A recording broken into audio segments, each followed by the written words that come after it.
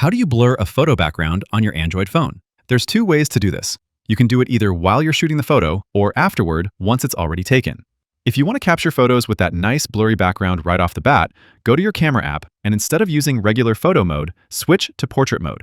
This is kind of hard to demonstrate here on my desk, but with portrait mode, your phone will automatically find a subject to focus on and add that nice blur to the background.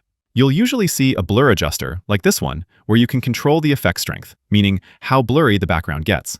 This usually works best when your subject isn't too close and not too far away. Somewhere in the 2 to 8 foot range tends to be ideal, kind of like classic portrait photo. You wouldn't want to use this on a landscape shot or something super up close, like right here on my desk. This obviously won't work well since anything I put in front of the camera is going to be too close. Now, if you already took some photos and want to add that blurry background effect after the fact, we can do that in the Google Photos app. I'll open Google Photos and pick a photo that I want to edit. There's a sunflower I photographed this morning. Nice photo, but a pretty messy background. So I'll tap Edit, and from the Edit options, we're going to find Actions. Within the Actions menu, I'll use Portrait Blur.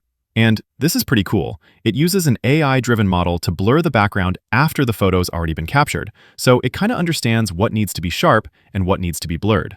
Once that's applied, you can adjust the blur intensity, make it super blurry, or just apply a subtle blur.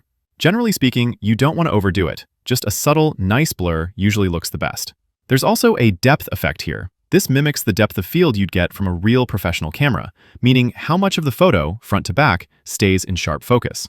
Depending on camera settings, that sharp zone can be really narrow or a bit wider, and this tool lets you adjust that.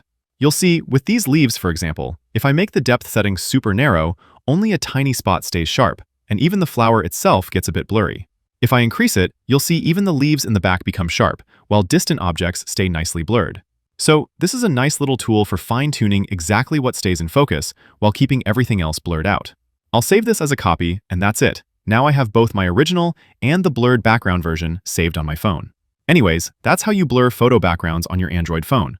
Click that like button if this video helped, and subscribe for more easy guides like this one. Thanks all, until next time.